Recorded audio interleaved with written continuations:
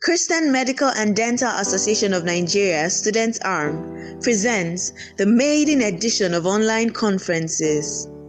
Prayer and Missions Conference 2020 with the theme Arrows in His Quiver. 3 platforms, 16 speakers, delegates from all across Nigeria and overseas. It was a life-changing experience for many. Brace up as you listen to power-packed messages and parallel sessions on issues pertaining the Christian medic. God bless you as you listen. But for you to be able to influence people, you must have capacity. The level to which your capacity is the level to which you will be able to influence people. If you have low capacity, your influence will be low. But if you have high capacity, your influence will be high. And now, what's capacity? For me, a leader's capacity is in threefold, or for the Christian leader, it's in four folds. It needs to be intellectually sound, what we call cognitive capacity. He also needs to be emotionally competent, socially competent, and above all, spiritually competent. When your capacity in these 4 areas is on a high level, your impact or influence will be maximum. Praise God. So that is the capacity that leaders must build, and especially Christian leaders. The cognitive intelligence, which most people have. For you to be a medical doctor, you're cognitively sound. Emotionally is what we're going to talk about today. Social competence, interacting with your team members, and spiritual capacity, which is our capacity to intertwine with God and bring his will to impact men. Praise the Lord. So emotional intelligence from a Christian perspective is something I knew will come over time, will surface in our practice as leaders. Sometime years back, I used to think about it, but the Lord was telling me clearly that emotional intelligence is something that you will speak about very soon, and people will begin to understand the concept. For me, even in my own marriage, it's something I applied, something that can be applied in several places, at work, at home, amongst your children, so it's multifaceted. But for me personally, I like to apply it in the area of leadership because it's so important for a leader to be able to influence the team members that are around him. Okay, so the objective of this session is to emphasize the importance of emotional intelligence to believers, components of emotional intelligence, and how to develop emotional intelligence. Most definitions of emotional intelligence focuses on one's ability to be aware of his or her emotions. Now, this is very critical. Most times people say emotions is overrated, but the truth about it is, as human beings, our emotions are a critical part of who we are. We cannot run away from them. They are part of our human makeup, they are part of our biological makeup, and they are part of who we are. So it's important that we become aware of what our emotions are, what they do to us. Understand and manage both your emotions and emotions of others in order to adapt to life's demands and pressures. Now, basically, our emotions are affected by the demands and pressures of life. So it is imperative that people who want to go far in life and impact and influence people must understand how their emotions affect them in certain instances where they find themselves in life. The pressures of work, the pressures of school, the demand of a project, how your emotions are ruffled during this period will determine how you are able to go farther, or how well you are able to make progress in handling these jobs or these projects that are before you or in your association. Around the pressures that you have, how you are able to handle your emotions will determine how much success you're able to make in these endeavors that you find yourself.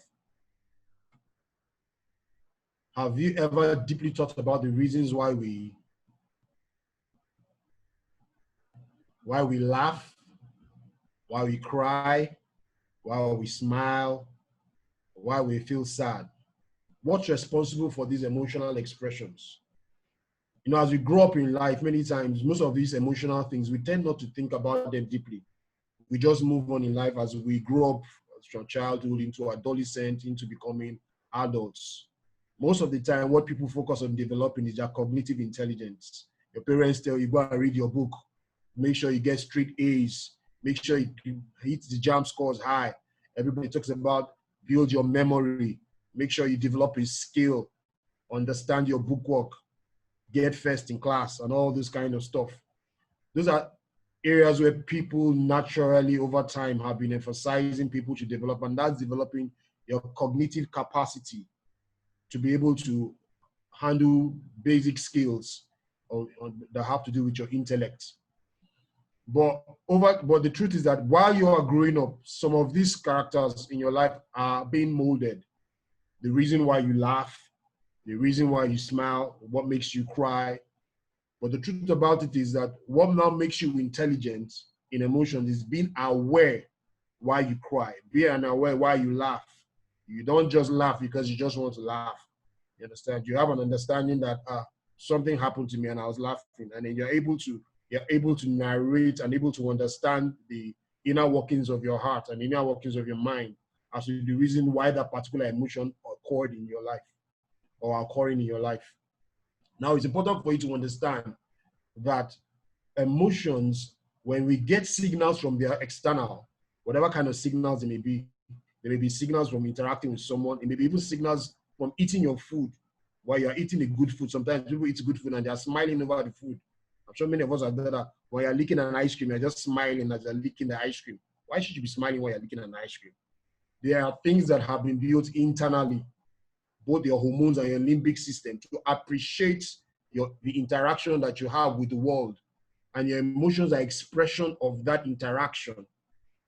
Praise God. So over time, what emotional intelligence now helps us to do is to understand how to aggregate these emotions and use them properly to our benefits as leaders and as believers, not just allow them to be passive, but become active components of our conscious mind.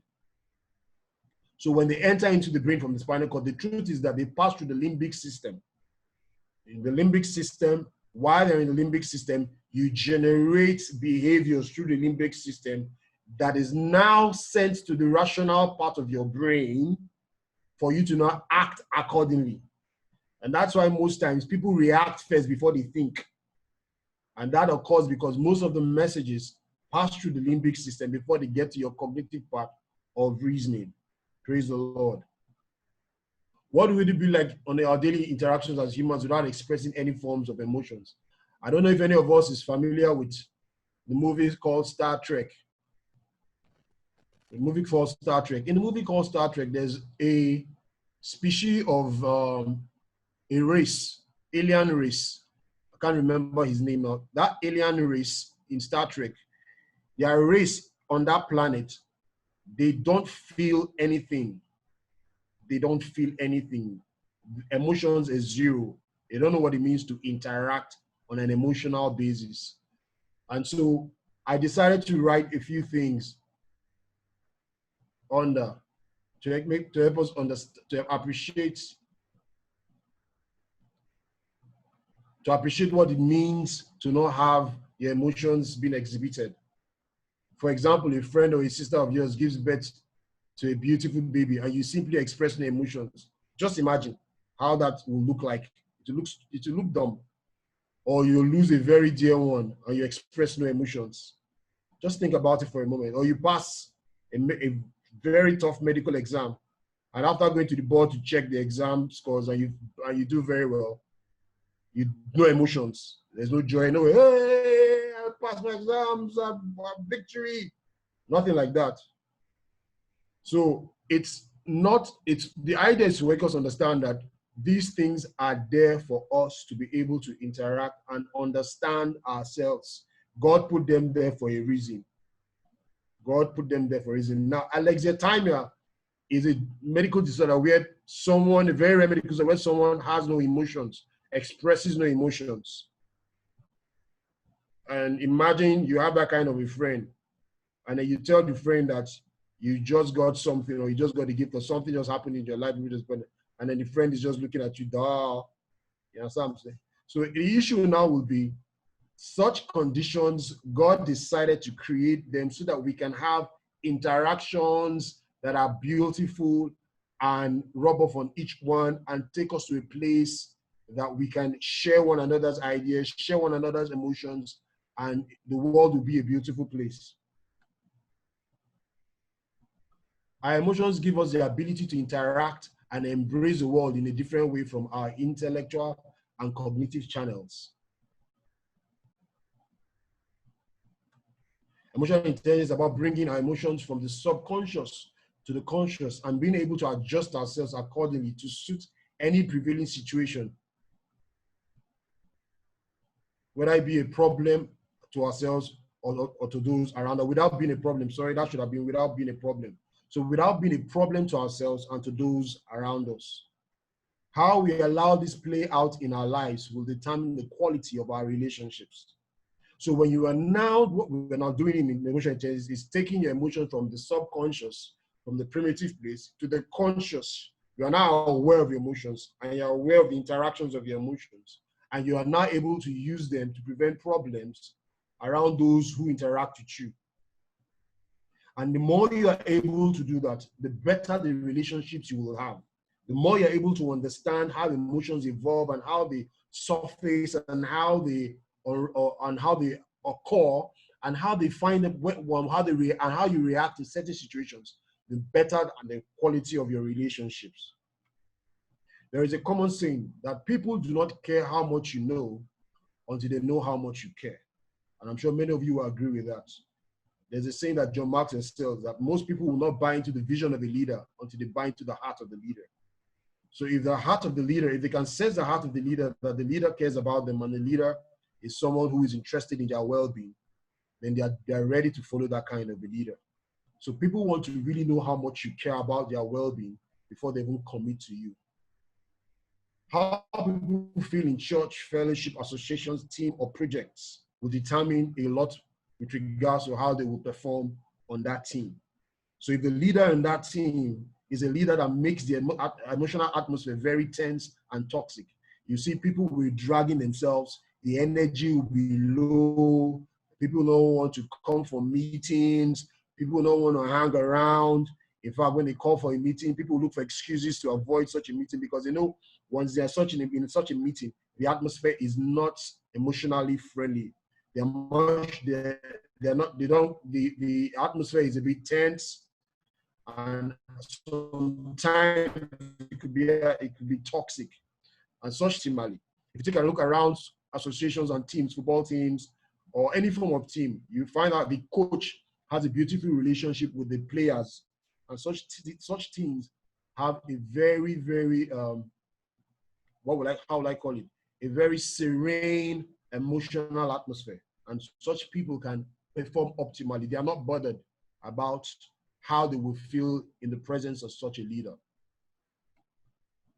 To disregard emotional intelligence is to disregard the importance or role of emotions or the role emotions play in our interactions as humans and even as believers. So some people might say emotions is overrated, but if you do that, you will only be disregarding the importance of emotions and why God put emotions in our lives. And your interactions with humans and believers will become a problem. Because as far as I'm concerned, and as far as I've studied emotions, I've found out that it is difficult to disregard emotions when you're interacting with people. Virtually difficult. And most people interact with people based on the way they feel. Yes, most times we interact with people cognitively, but the truth about it is that in the first few seconds of interacting with someone, your emotions are already interpreting your interactions with this individual, and you're already asking yourself, how far is this relationship going to be? Is it going to be on a cordial basis, or is it going to be on a formal basis? And I will discuss that later while we go through the slides. Because all of us as human beings, we have what we call our sphere of influence. And the people within our sphere of influence is decided by how our emotional wavelengths and how our emotional wavelengths with these individuals fares with us. We bring them into that sphere if we are comfortable with our emotions with those people. Now, these are typical adjectives to describe some of the emotions that many as human beings we feel. On the left is people who have low emotional intelligence, and on the right are people who have high emotional intelligence. But because of time, I just want you to go through them. I should have gone, I'm supposed to do an exercise, but I don't think my discussion is supposed to be about 30 minutes. But all you could just do is just look through them, x-ray yourself, because the truth about it is in being emotionally intelligent, you have to be honest with yourself. That's one of the first things. Be honest with yourself, be open and transparent to yourself, and ask yourself, what are the areas that I have issues, or what are the areas I need to be better? And that's the only way you can improve on your emotional intelligence. The truth about it is, yes, we have some people who are gifted emotionally, just as we have people who are gifted cognitively. You have people who are geniuses. That's the same way you have people who are emotionally intelligent naturally. They just have an easy way of going through with people. They don't have a problem with interacting. Even if you annoy them, they have a way of quickly getting out of it. Praise God. And so for others, it will take you some time to extract yourself and say, okay, what are the negative emotions I have, or what are the positive emotions I have? What are the things that areas I need to work on strategically to improve my interaction with my fellow believers, or the project, or the team, or the association that I find myself? So some of the low emotional intelligence behaviors are bossy, confrontational, resistance to change, unresponsive. Patient is stubborn, is very critical, picky, and annoying. Those are people who have a low emotional intelligence. Egotistical in nature. And people who have high emotional intelligence tend to be assertive, ambitious, driven, decisive, are warm, enthusiastic, patient, and stable in their relationships, consistent, they are good listeners. An emotionally intelligent individual is able to converse comfortably across an array of individuals with different personality types and varying emotional expressions without getting ruffled, or still be able to bring out the best in those relationships. So someone who is emotionally intelligent is able to converse comfortably with an array of individuals, no matter what the individuals look like, because people have different personality types, and personality types is a different ballgame entirely, which is beyond the scope of this discussion. But these individuals are able to interact with people with different personalities, people who are very assertive, people who shout, people who are very stubborn, people who are very opinionated. These people don't have a problem with any kind of personality type, even with varied emotional expressions. They are able to understand these emotions, interpret them, and go ahead and form good relationships with any of these people and get the best out of those relationships. A number of people struggle to get along with other people simply because they sense this emotional discomfort or friction every time they converse or interact with these people. So most times people tend to shy away. You understand? If you're not emotionally aware, you tend to shy away from people who are not in consonant with your emotions. Once you feel there's this form of discomfort, or you may flow cognitively, you intelligent person, your friend, but the moment person opens his mouth to say one or two stuff, you just become very uncomfortable. This person does not consider the way I feel on certain matters. How could he just say this kind of thing? Or how could he just act in that kind of manner? Couldn't he have remembered that is all that? So you have this kind of, and then all of a sudden your brain begins to interpret what's the next, what do I please this person in my relationship? And that's how you begin to think. But an emotional intelligent person starts asking, why does this person talk like this? Why does he act in this particular manner? You begin to do what you call kind of like an emotional evaluation for that individual. Praise God.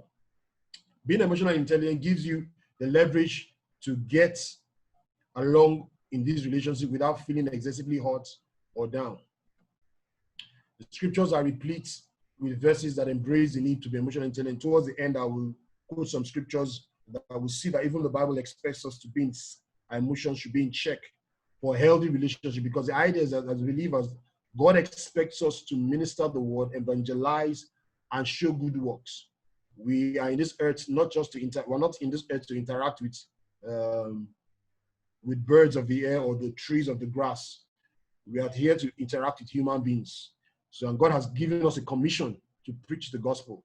And in preaching the gospel, you must interact with human beings. And how you interact with human beings will determine how far those relationships go. And so those are one of the things that people must consider when preaching the word or when evangelizing. The term of emotional intelligence was developed by the researchers and psychologists Peter Salve and John Mayer, and then the EI or EQ, which is commonly known in the emotional intelligence quarters, was popularized by Daniel Goleman, who has written so many bestsellers on this in this era. Peter Salve broke down emotional intelligence into 5 main components. So this is part of the objective of today's discussion. And these were some of the things that Peter Salve was able to break down after some research in the area of emotions. And he talked about self-awareness, self-regulation, motivation, empathy, and social skills. Now, Daniel Goleman simply classified AI into personal competence. One, under personal competence, you have self-awareness and self-management. And then also social competence, under which you have social awareness and relational management. I'll be using this Daniel Goleman model to talk about emotional intelligence today. Now, self-awareness is the first component of emotional intelligence. It means having a deep understanding of one's emotional strengths, weaknesses, needs, and drives. It is what we call an introspection, just like what I said the last time. You take a sincere evaluation of your emotional types. What are your strengths? Are you the type that is able to stay happy in the midst of chaos? Or are you the type, or your weakness, are you the type that is always sad, even in the presence of where people are happy? What are your needs? What are your drives? What makes you tick? It is your ability to accurately perceive yourself in the moment and understand your tendencies across situations. So you're able to put your idea is you're able to put yourself in different situations and then analyze your emotional expressions on those various in those various circumstances. You're able to itemize them and say, okay, this is how I usually act when I'm here, and this is how I usually act at this particular moment. In other words, you know your emotions and they do not manage you. You manage them, which is critical. You know your emotions, they do not manage you. You manage them. Below are a list of emotions that we express. Aggressive. So you can actually now, because of time, you can actually just look through the list of emotions that I put down here, and you can actually ask yourself in the last 1 year, which of these emotions have I expressed more? And then for each emotion, you could tag yourself. You could give it a power between 2, 4, 6, and 10. Now that will for each one, why I'm doing that is that for each one, you are actually putting it to show yourself how much of this did I express in the last 1 year or in the last 6 months, depending on the timing you want to use. So for example, if you talk about angry, in the last 6 months or in the last 1 year, how many times am I usually angry? 2 over 10, 4 over 10, 6 over 10, or 10 over 10. For happy, in the last 6 months or 1 year, how many times am I usually happy? But if you cannot actually x-ray, or if you cannot evaluate, you can now start an evaluation from today, and you can do it through the various various durations of the day, in the daytime and then in the evening time. So at the end of the day, you evaluate yourself. You can do that for probably a 3-month period and try to evaluate what are the emotions that you truly experience, and find out the situations and the moments that aggravated or instigated these various emotional types. Now, for this exercise, I will also want you to also look at the questions that are placed below. This helps for an introspection and reevaluation of yourself emotionally. The following review questions are typically used to assess an individual who may be regarded as emotionally unintelligent or naive, let's say emotionally naive or incompetent. So you go through these questions and you're supposed to have a paper and a book beside you, and you're just ticking down and writing, okay, this one, I think 2 over 10, there's 7 over 10. And then when you do that, you are able to go back and then ask yourself, what are the strategies, which I will talk about, to able to overcome or put myself in a position where I'm better than what I just realized. So do I get angry or anxious without realizing why or what they are feeling? Growing to self-awareness is going through a process of self-observation. Self-awareness is the first component of emotional intelligence. Is first of all, you have to do what? Self-observe. Observe yourself critically. Observe yourself at every time.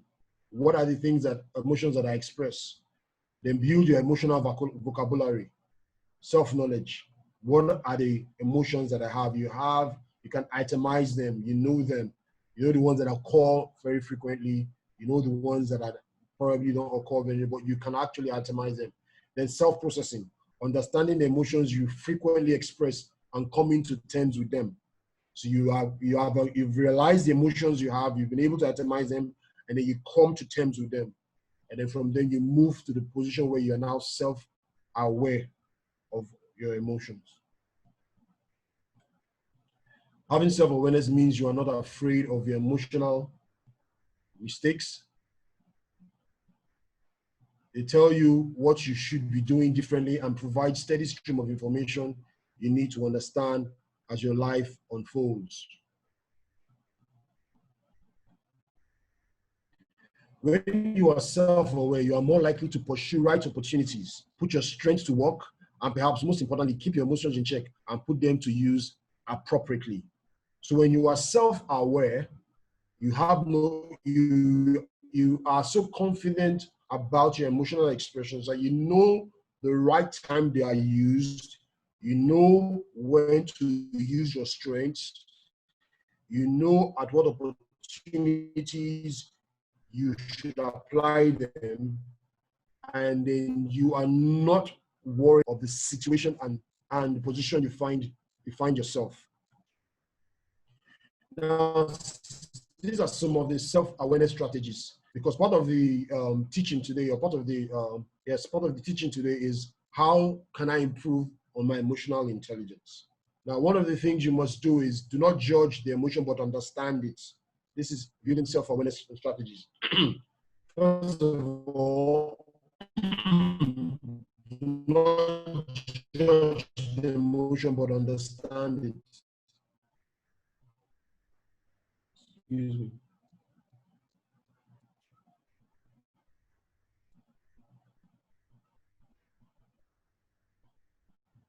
So every emotion that you come across, do not decide or don't just judge it. Oh, why? I don't know. Understand what is going on. Assess the situation. You understand? Assess the situation. Give it a name. Find out why it is occurring. Look back. Is this a childhood problem? Where did it stem from? At what point in time did it start? Understand it. How does it come about? What situations, does it occur? Now observe the ripple effect of the emotion. When that particular emotion comes, how does it affect those around me? That's what we call the ripple effect. What's the ripple effect of the emotion? You are able to read other people when it happens and say, oh, when this particular thing happened, even if it's a positive emotion, you are able to see what happened when I did this, or see what happened when I said this, or see what happened when I acted in this particular manner. Then you are able to understand that, okay, this is actually what's going on. Know who or what pushes your buttons. Be able to identify those who are the ones who, trigger particular emotions in you, and then be able to know that, okay, this particular person is able to bring this kind of emotion out of me, or that particular activity is able to bring that kind of activity out of me. And and by so doing, you are able to take charge of the emotions and know how to coordinate yourself in this thing. So I'm trying to move fast because of time. Get to know yourself under stress. Critical. Many times, many of us act in very, weird manners when we are under stress. We feel very, we feel that at that point in time, it's all about me. I don't need anyone in my space. Understand? But what you need to do under stress is understand how your emotional expression under stress, and how you can get yourself together and ensure that you are not an irritation to those around you, and you are able to put the situation under control. And lastly, for just emotionally, how when the emotions are developing, what do we feel? Does my pulse begin to increase? Some people they start to stammer, some people they may start to sweat. You understand? So you should identify such emotions in you physically. Those are ways to develop self-awareness and build yourself towards emotional intelligence. Now, the second part of emotional intelligence, personal competence under emotional intelligence is self-management. Now, you graduate from self-awareness to now self-management. Self-management is your ability to use the awareness of your emotions to actively choose what you say and do. So you now have the emotional vocabulary, you are now aware. So it's all about just modulating. Your capacity to now modulate yourself in whatever circumstance you find yourself is all about self-management. You are in a meeting and then someone says something or something goes wrong and you are able to, and then there is a factor there that can instigate a particular emotion. But because you are now self-aware, you are able to now self-manage yourself and make adjustments to ensure that emotion does not express itself. Because remember that emotional intelligence is all about ensuring that you handle your emotions and the emotions of others for a better relationship and a better emotional environment that you find yourself in. It is a deliberate attempt at preventing your emotions from controlling you, but you controlling them. The ability to size yourself and take charge before you drive yourself into the wrong direction. You must understand that self-management is an active and deliberate attempt. It's something that you must consistently do to get yourself to the better side of you. So it's not a one-day thing. I must let you know. It's a process where you must work hard. It's a process where you must commit yourself to doing things that are positive and being self-aware and adjusting on a daily basis because you committed yourself to it and saying that I want to be better. That's the whole idea of emotional intelligence. I want to be better in handling my emotions and in communicating and interacting. And so if you want to do that, then you must foster that change by actively getting yourself involved in self-management. It keeps you flexible and allows you to choose positively and productively. In self-management, a lot of practice is required in order to modulate and manage one's emotion. In self-management, there is the active engagement of the cognitive component. Now, this is important. In self-management, you now engage the cognitive components of your brain, because the cognitive component of your brain is now the part where you now reason. Oh, this happened now. Oh, I said that. Oh, I acted in this way. And then you release such thoughts to the cognitive component. Ask yourself, okay, so what are the ways we have to modulate ourselves? What are the ways we have to adjust? And so so at that point in time, the limbic and the cognitive components of the brain are working in tandem to ensure you produce a new behavior that when you find yourself in that situation, you are able to adjust and react in the proper manner and produce the lasting desired outcome, just like it's written here. Now, this is a picture showing the heart is a representation of our emotions and the brain is a representative of the cognitive part, working in tandem to produce a better outcome to get you to the place where you are emotionally competent. In psychology, it is called cognitive restructuring or cognitive behavioral therapy. You're able to think and produce thoughts to the point where you're able to de-emphasize certain emotional expressions and emphasize certain emotional expressions. It's simply a philosophy of you are what you think, or as a man thinketh in his heart, so we see. So you keep pondering on ways to reevaluate yourself and put yourself in a position where you are up there and you no longer feel the kind of emotion that gets everyone, thinking and asking themselves, what just happened, In other words, the idea is to create healthy and beneficial thought patterns to eradicate or substitute emotional feelings for a particular situation. You can't always predict where your next surprise will come because that's the truth. Most times you just bump into a particular situation and oh my God, you just an outburst or you become very sad. You understand? So probably like someone who is always going to a particular ward round or particular clinic or a particular discussion group or something. You understand? always try to predict. You can't always predict where your next surprise will come from. So, but you can predict, sorry, but you can start to inoculate yourself to deal with unexpected events. Start by looking at your current way of dealing with unexpected events. Start by looking at your current way of dealing with unexpected events. So you take another and be asking yourself, how do I deal with unexpected events? You must always evaluate them, because unexpected events are one thing that can always cause you emotional distress. How do you react, for example, when someone you know lets you down? Do you spring into anger mode, or do you get depressed and blame yourself? These are questions you must ask yourself in order for you to be able to improve your self-management.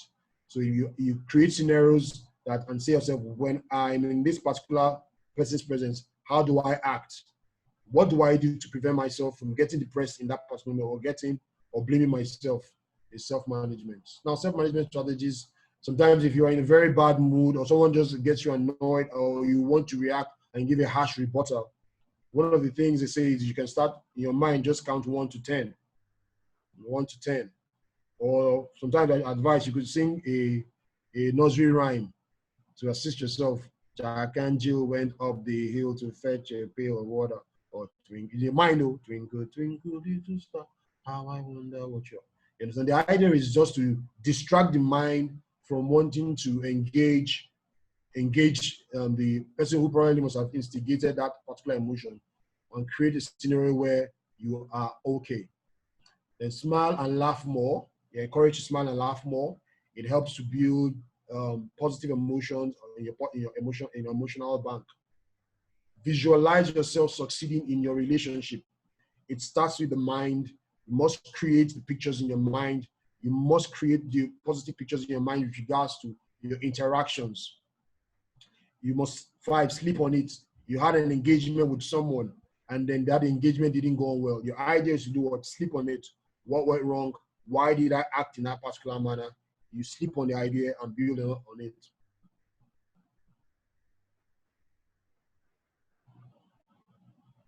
Learn a valuable lesson from everyone you encounter. So in interacting with people, it is not just to think about yourself. In every interaction you have and something happens, always learn a valuable lesson from that encounter. Always go back and ask yourself, what can I learn from that encounter that I had with that individual? Now, we're into social competence. Now, the first component of social competence is social awareness. This includes the key capabilities of empathy and organizational intuition. Social awareness.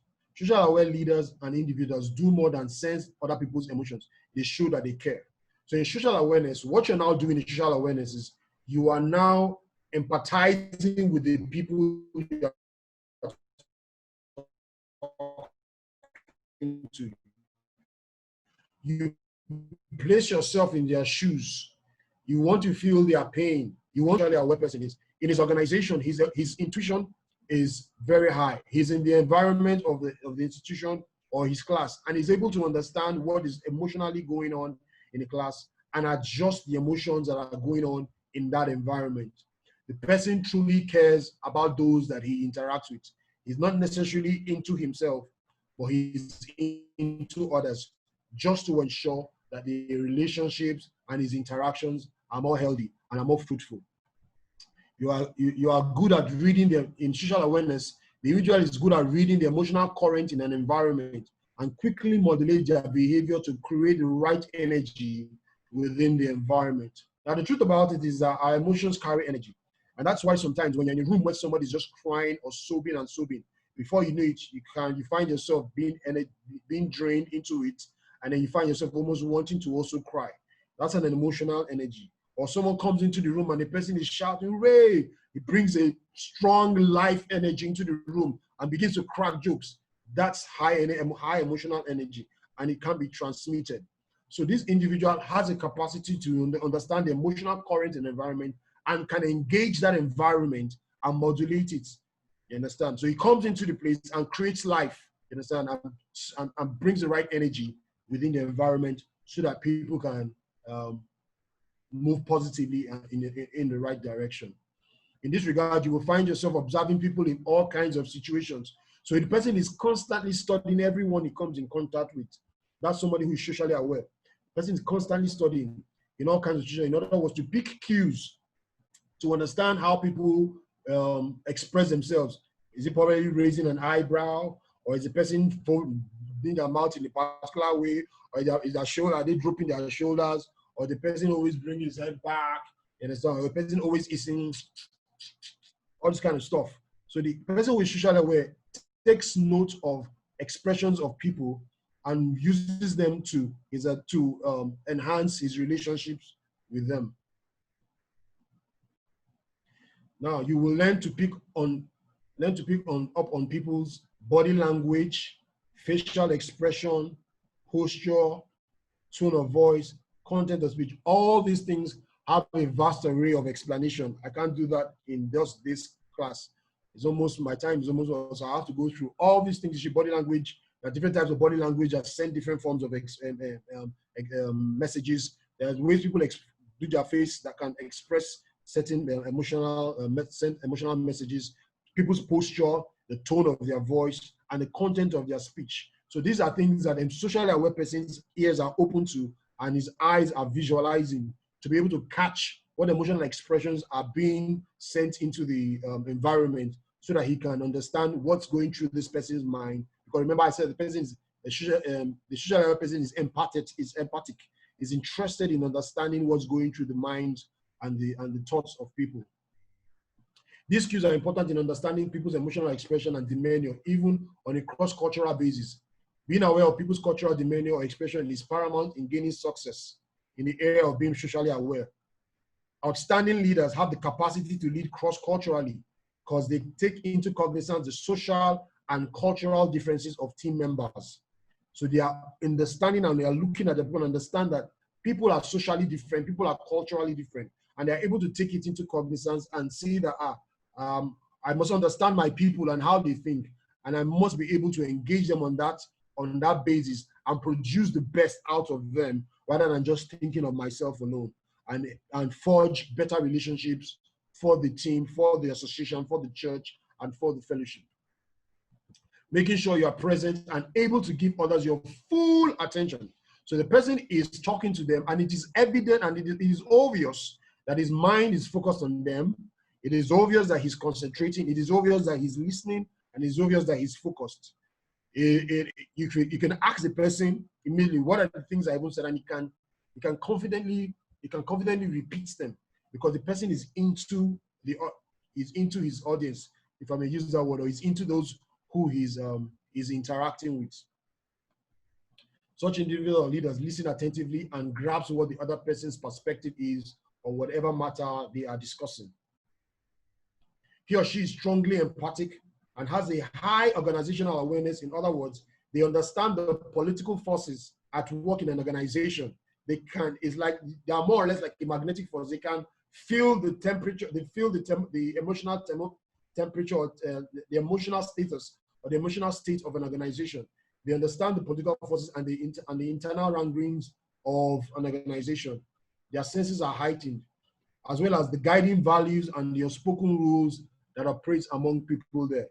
So even in the organization, or even in the fellowship, or even wherever they find themselves, they just know what this person wants, how this person wants this thing to be done. Typical, like there was a book I was reading, and someone talked about a waiter of a restaurant, a very big restaurant in the US. And every time, most people commented that because she understood what most customers wanted. Immediately they come inside, she tells them the menu they want. She brings it to them the way at what temperature they want it. She's able to explain, put it on their table the way it should be set. That's a restaurant staff who understands the emotions of her clients and is able to serve them. And by doing so, she can bring productivity to that kind of association or company. Now, social awareness strategies. To improve your social awareness strategies, greet people by name is critical. It is one thing I used to tell people when I used to teach leadership in Benin is that one thing I realized is that Nigerians, we do not deliberately ask people their names. If you check across the history of all the people, most of the people that you know, you really never knew them or asked them by their name deliberately. Most times you just fall into friendship because probably we're discussing football, or someone was discussing a particular wedding movie and you like the movie, and then somebody across just called the person's name, and then you started developing yourself to try and cram the person's name. But if you go to the Western world, you see people introduce themselves deliberately. You understand? That's social awareness. So when you are deliberate at making your relationships don't occur by accident. You are deliberate at getting your relationships. So you meet them. Oh, hello, how are you? What's your name? Oh, what's the meaning of your name? Oh, I love that name. What the meaning of that name in my own language is this, or in my own tribe is this, and you strike a conversation from there. And then every time you see the people, always try, even if you forget, always try to ask your name and tell the person, I forgot that your beautiful name. Pardon me. That's social awareness. Watch body language. Practice the act of listening. There's passive listening, there's active listening. Many times these days, people are listening and on their phones, you're touching and other. The brain finds it difficult to listen actively and do active chatting. It's difficult. So for you to say you want to interact with people, you must put down what you're doing and actively listen, especially if you're in a team or wherever you find yourself that requires your commitment. You must actively listen. Go people watching. What in 7 says, clear away the clutter. What does clear away the clutter clean? That's 7. It means there are things in our minds. We're interacting with people, but at the same time, things are running through your mind. A lot of people do that. Somebody asks you a question, say, what did you just say? Oh, what? Sorry, my mind was not here. So when you're talking to people, ensure you clear whatever is in your mind and ensure that you focus on who you're interacting with. And you can equally reproduce what was discussed or what was said in that engagement. Lastly, we're going into the final stage, the relationship management. Relationship management is the second component of social competence. This skill often taps into your abilities.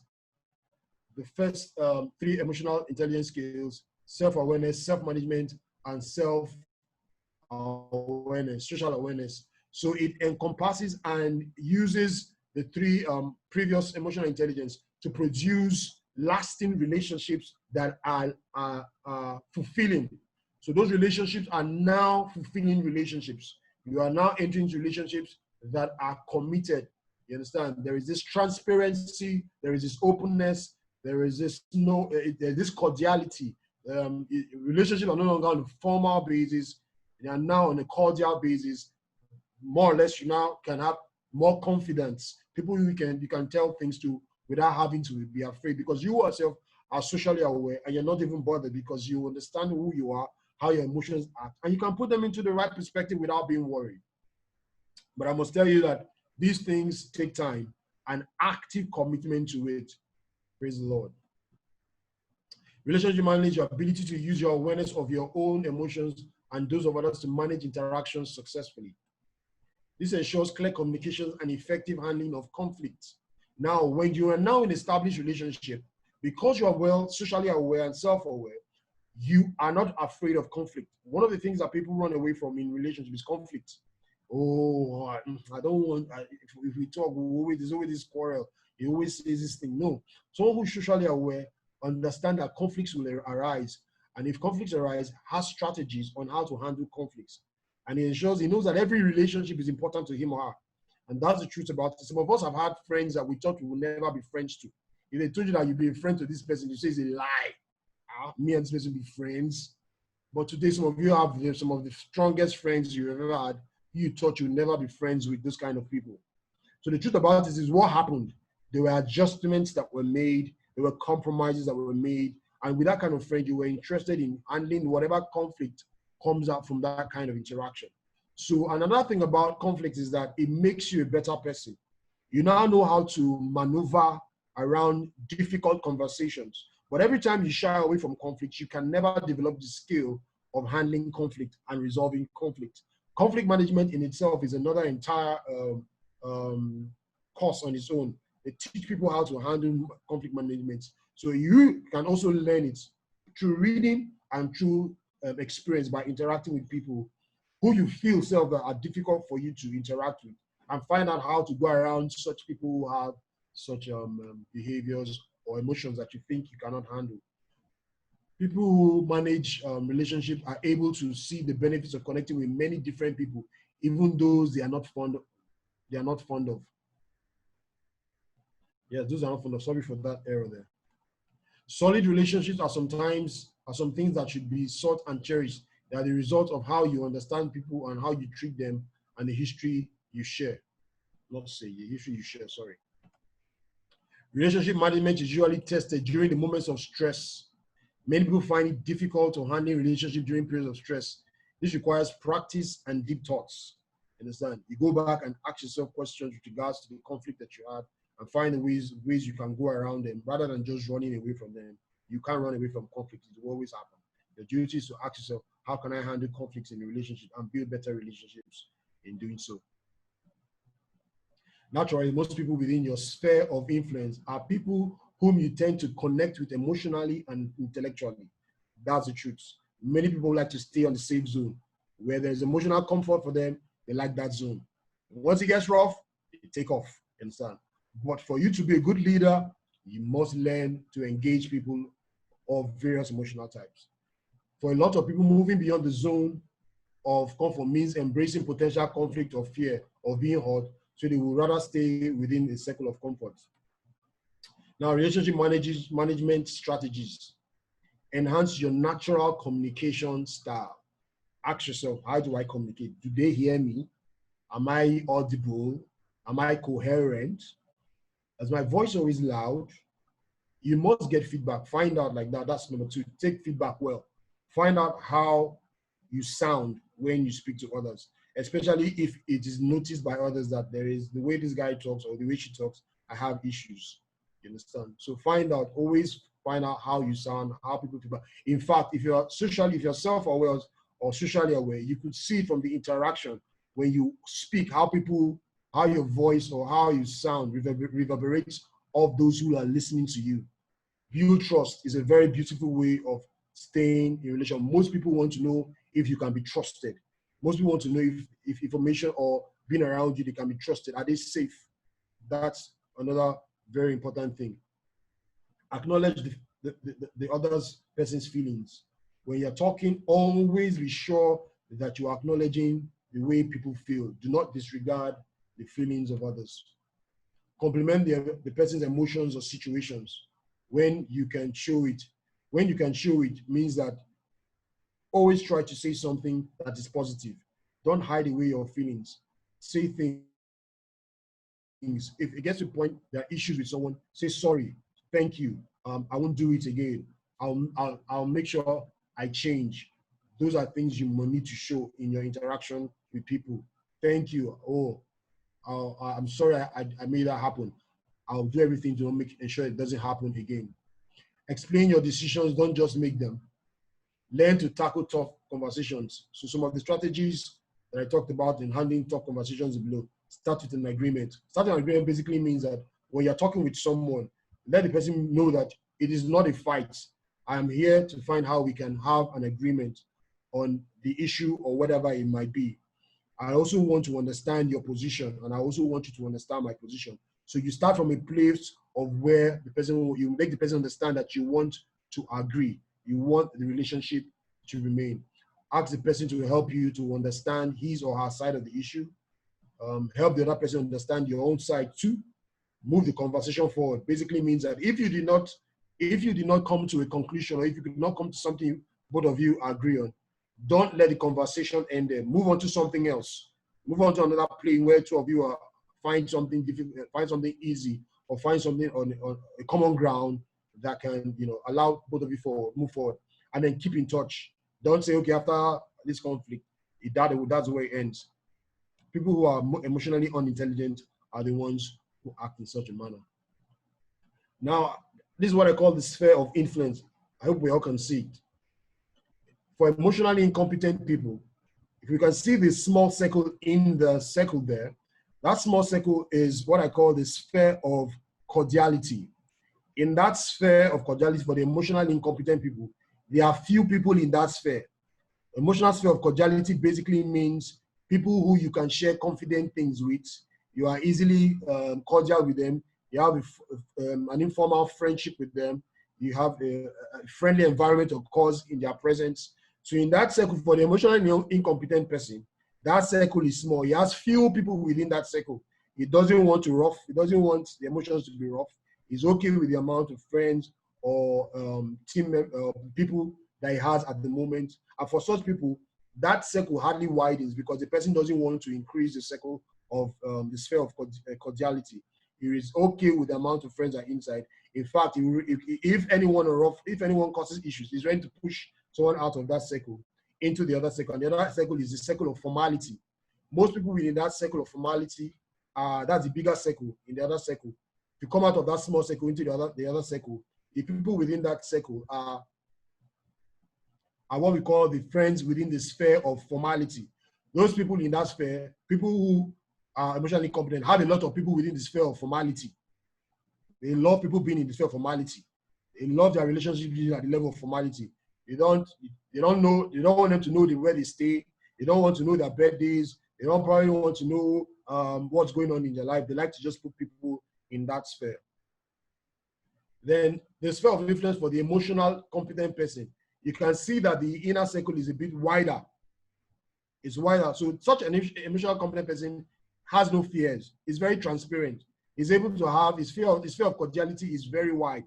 He's able to make friends easily. He pulls a lot of people from the sphere of formality into the sphere of cordiality.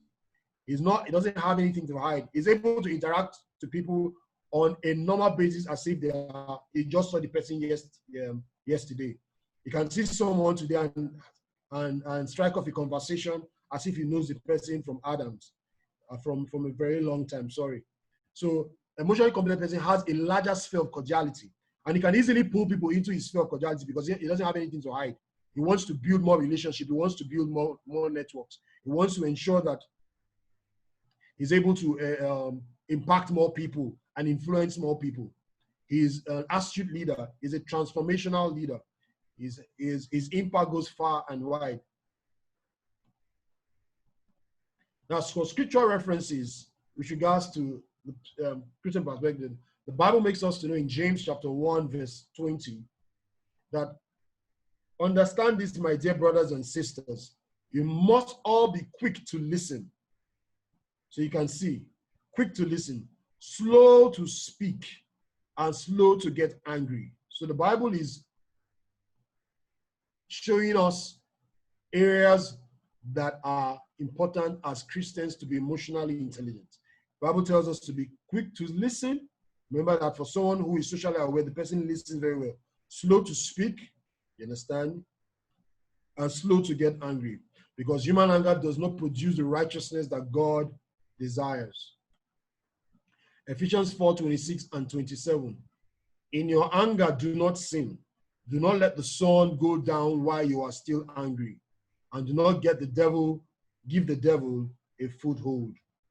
Mark 12:31. Verse 20 talks about the first commandment, which is love God. And the second commandment says, love your neighbor as yourself. There is no commandment greater than this. So if you truly are self-aware and truly understand how your emotions are, and truly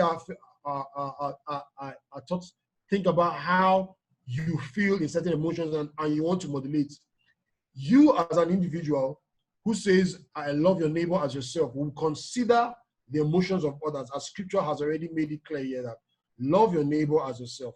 So for the individual who is self-aware, must also be socially aware and build strong relationships for the betterment of God's church. Thank you for listening, and God bless you.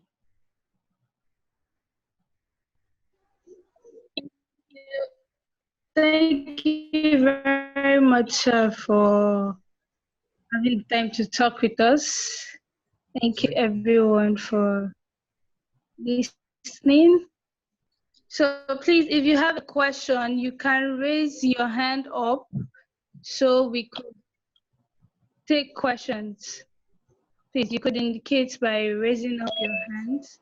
If somebody has like a strong voice or more like an aggressive kind of voice, how does the person get to control his emotion and have a better emotion? If I got it right, I think that is what she's trying to ask. In such a situation, usually such individuals may not know that their voice or communication style is very loud and appears assertive. So in such situations, for those who are emotionally intelligent or who are hurt by such expression, what you now do is, in moments where you are alone with the person, you engage that individual with regards to the person's communication style. And if other people, one or two other people are, you can also tell those ones on another occasion, they should meet the person. So not on the same day. One person goes to talk to the person on a period where there is no issue, it's a cordial moment, you guys are just talking, and then you just raise the issue up and then discuss the issue and say that the way you communicate it appears to affect me in some manner, and I think if you can tone down a bit, I think it'll be easy for us to, it'll be easy for me. And then probably somebody else too who's affected by such on another moment can also meet the individual and let the individual know that this is how he or she feels also when he's interacting with them. So the person now knows that the person is now getting the feedback from different quarters that this is what his voice or this is how his communication style appears to come out. So that may send a message to the person to adjust his communication style. I hope that answers it. But usually it will take, if for you who is a listener, it will take a lot for you to control your emotions in the midst of that person, because you have an understanding, because there is a default or a defect in that person's communication style. But because you have an understanding, your duty is to now being self-aware, self-modulate, taking a deep breath, understand what's going on, allow him to communicate or say what you have to say, and then communicate not in his style, but in a very soft manner, so that you do not get into his own energy, because there's a possibility that most times people who communicate loud tend to send a message. So sometimes some people may want to react to such communication style, or some people want to withdraw. But if you are if you're self-aware and understand that people have different, ways of coming out, then you are not too perturbed. Your duty is to keep on trying to help this person get the best out of his communication style. Thank you. Okay, thank you, sir. Please, Ngozi Mowa, can you ask your question, please? Thank you. Okay, good evening, everyone. Thank you very much, sir, for this session. Okay, my question is, we talked about the difference between the sphere of influence, like of the emotionally competent and the emotionally incompetent person. Yeah. So the question is, does this take into account the preferences of personality types, or is it just across board that the emotionally incompetent person has few people within their sphere of influence and the others have a lot? But I'm thinking of like personality types and the way it is that some people generally are not, what do I use? Are not so outgoing or easily. Yes. So does this account for personality types, or is it just across board? Yeah, whether you're... Okay, continue. Okay, like, do we take into account personality types, or is it just across board? Whether you're introvert or extrovert, you should have a wide sphere of influence if you are emotionally intelligent. Thank you. Now, for personality types, the truth about it is that personality types have varied forms of emotional expressions. The truth about it is that sphere I created was basically just for emotional intelligence. If you bring in the personality types into it, the sphere will definitely change, because there's some people who are definitely just introverts or tend to like to be on their own. It's not necessarily an emotional problem. You get my point? It's not necessarily an emotional problem. That sphere was typically just for emotions, emotional intelligence. Personality types is a different ball game on its own. That's a vast, array. Talk about 9 personality types, but I don't want to go into those issues now. But you're actually correct. This sphere was created for those who are emotionally intelligent. But the person who is an introvert has to be sure, or has to be aware, or has to self-evaluate and be sure that it's not because there's an emotional defect per se. That's why he's creating a wall of a small sphere of causality for people within that sphere. So the diagram or that graph or whatever it is called that I did was basically for people for emotionally incompetent, emotionally competent people, not necessarily for personality types. I hope that's clear. Yes, sir. Thank you, sir. All right. Good evening, everyone. I'm Temi Loluwa from Untitled Chapter. Thank you very much, sir, for the teaching. I don't know if we still have questions. Anybody? I can see Vera's hand. Can you ask your question? Okay, Miracle Ijama, Jeremiah, can you ask your question? Hello, Miracle, can you ask your question? Good evening. All right, good. Okay, I want to find out for someone that has a mixture of both low intelligence.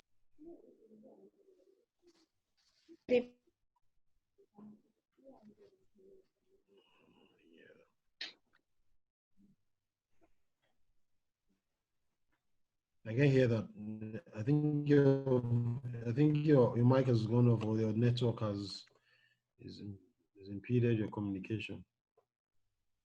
Okay, I was asking for someone that has a mixture of low emotional intelligence, high emotional intelligence. How does that person A for mixture. ourselves? Yes, a very big mixture of all of it. A very good. A very great mixture, not falling into a definite pattern.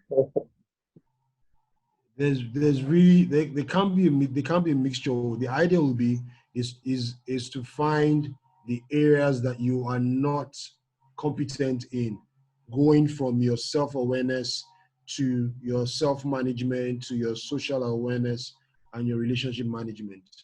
Is what they call the emotional evaluation or assessment. There are different types online. You could check yourself and find out on how to evaluate yourself emotionally. Emotional intelligence is a wide area. So first of all, what usually is done is to evaluate your emotional status. That's the first thing that's usually done. There's a test that you're supposed to go through to determine what is your level of intelligence. So you can't just say there's a perfect blend. It is after that test, you take that test, and after that test, there's a calculation, just the way they do cognitive intelligence. You know, you've heard about IQ.